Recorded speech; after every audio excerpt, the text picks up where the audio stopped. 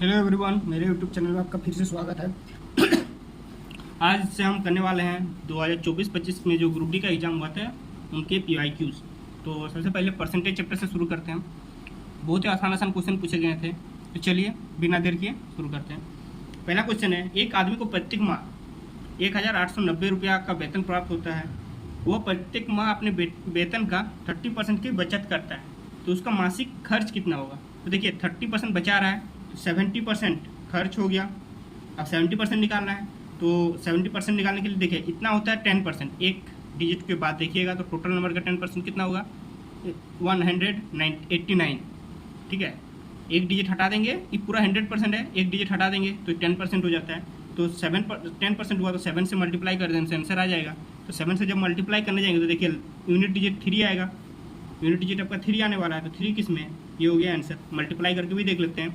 7 9 63, 6 56 plus 6 62, फिर 6 बचेगा 7 और 3, इतना हो गया आपका आंसर। तो चलिए सेकंड क्वेश्चन पे आते हैं। एक व्यक्ति का मासिक वेतन 9,475 रुपया है।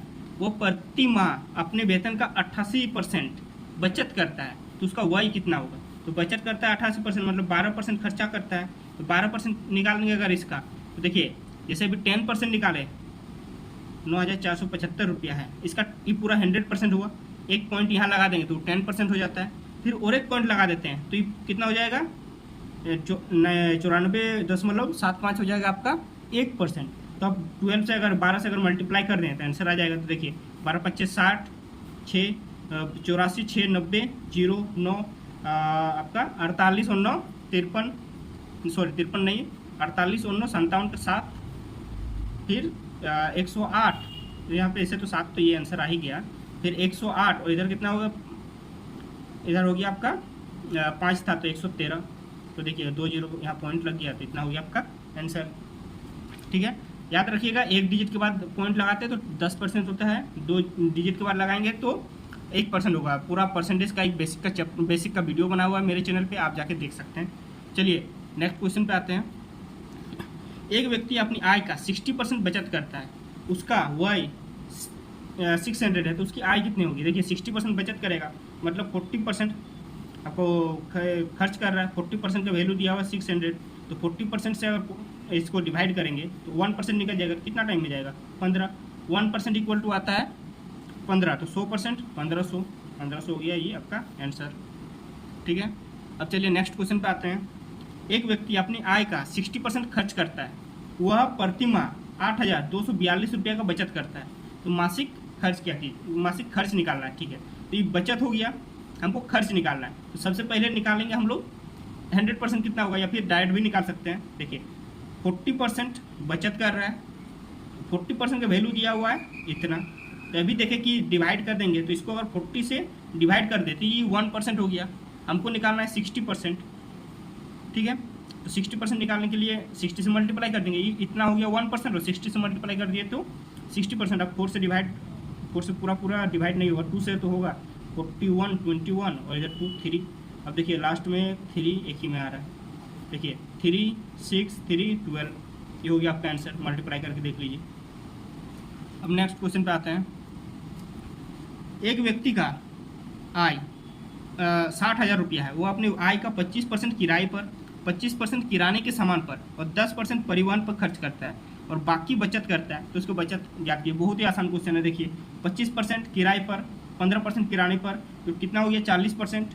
25 प्लस 15 प्लस इधर 10, तो 40 10 50% इधर हो गया, खर्च कर दिया, तो बचेगा कितना? 50% बचत हो गया। 50% बचत हो गया तो 30,000 का 50% कितना होगा? इसका आधा। 100% ये पूरा हुआ तो 50 का 100 का आधा 50 होता है, तो 60,000 का भी आधा हो जाएगा, 30,000 हो जाएगा बचत उसका, और ये हो जाएगा आंसर हम लोग का। चलिए नेक्स्ट क्वेश्चन पे आते हैं। एक व्यक्ति के वेतन में पहले 30% की कमी की जाती है, फिर 40% की वृद्धि की जाती है, तो उसके वेतन में कुल परसेंट कमी ज्ञात करना है। एक तो आप ऐसे भी निकाल सकते हैं कि पहले मान के चलिए 100 है, तो पहले इससे 130 हुआ, 30% बढ़ा, फिर इससे 40% घटा, तो 10% इतना होता है, 40 घटाएंगे तो कितना होगा? 13 4 52, सॉरी पहले घटा था तो हो जाएगा 70 पहले हो जाएगा, 100 से 70 हुआ पहले, फिर 40% बढ़ा तो इससे कितना बढ़ेगा, 40 इसका 10% हुआ 7 तो 28 बढ़ेगा, तो 98 हो जा रहा है, मतलब 2% -2% हो रहा है पहले से 100 से, तो ये हो जाएगा आंसर। दूसरा आप जो सक्सेसिव होते हैं उसे भी निकाल सकते हैं, 30% घट रहा है फिर 40% बढ़ रहा है, फिर देखिए प्लस हो रहा था एक -30 इंटू 40/100, ऐसे भी निकाल सकते हैं। यहाँ से हो गया आपका देखिए 10 हो गया, फिर यहाँ माइनस है तो माइनस लग जाएगा, 0 0 कट गया, फिर 12, तो इसका वैल्यू हो जाएगा -2% आंसर।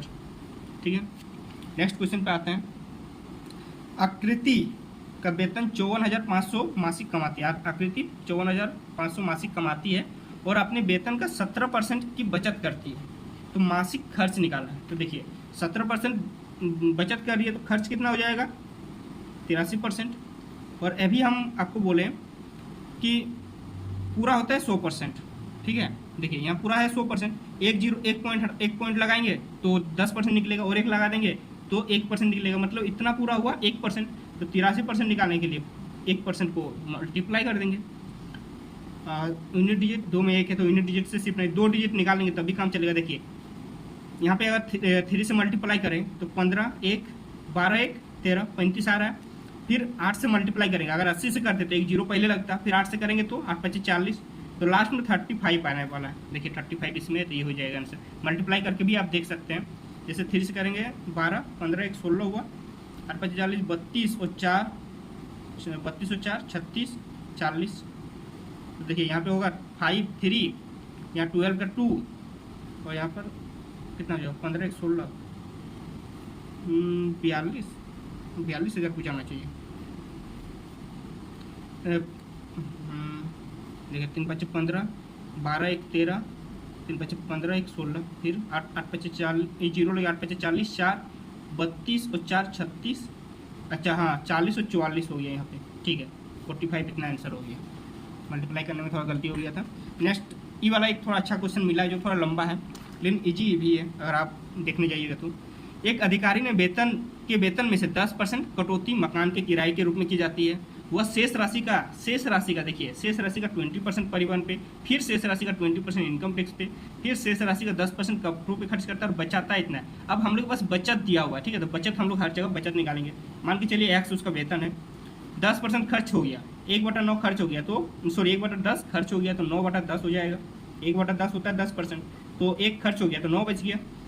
फिर आपका राशि का 20% हुआ, 20% मतलब 1/5 होता है, तो 1/5 खर्च हो गया, बचा कितना 4/5, क्योंकि शेष राशि बोला है इसीलिए इस मेथड से बनाएंगे। फिर 20% इनकम टैक्स पे जाता है, फिर 20% इसमें भी 4/5 बचा, फिर यहाँ पर 10% है, इसमें भी 9/10 बच गया। और कितना है टोटल, इतना रुपये बचाता है 23,328 रुपया बचाता है। तो अब इसे डिवाइड करें, 9 से हो जाएगा डिवाइड, 9 9 दूना 18 5 45, फिर 8 हो गया 9 और 2, फिर 9 से काट देंगे क्योंकि दिया हो तो ऑब्वियसली कट ही जाएगा। 9 दूने 18 7 9 8 72 9 8 72, फिर 4 से काटेंगे, फिर 4 से काटेंगे तो हो जाएगा 18, फिर 25। देखिए अगर आपका 20 होता तो 500 होता तो मतलब 450 होगा, 450 और 2 जीरो, मतलब आंसर हो गया आपका 45,000 रुपया। ठीक है, नेक्स्ट क्वेश्चन पे आते हैं। सुधा का आय उसकी बचत से 100% अधिक है। यदि उसकी आय 2% कम हो जाता है और बचत 22% बढ़ जाती है तो आय में कितने प्रतिशत की वृद्धि हुई।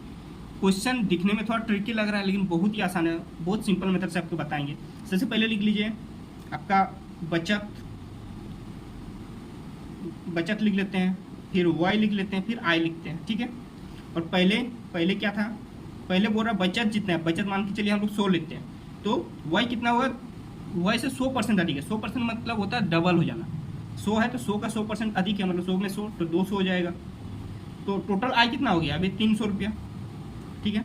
फिर बोल रहा है वाई में 2% की कमी हो जाती है, तो 200 है तो ये हुआ 200 का 2% कितना होगा 4 हो जाएगा, तो 196 रुपया की कमी होगा, या फिर ऐसे लिख सकते हैं -4 हो रहा है यहाँ पर।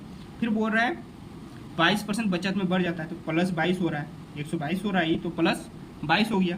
तो टोटल कितना बढ़ा घटा, तो हम लोग पास टोटल 18 बढ़ गया, 18 बढ़ा आई में, तब ना इधर यहाँ पे 4 घटा 22 बढ़ा, तब 18 बढ़ा कितना में 300 में, तो 300 का 18 कितना परसेंट होगा, 1% है आपका 3, तो 18% 6 हो जाएगा, क्योंकि 6 गुना है, तो 6% हो गया आंसर आपका। तो अगर आपको वीडियो अच्छा लगा हो, मेरा मेथड मतलब क्वेश्चन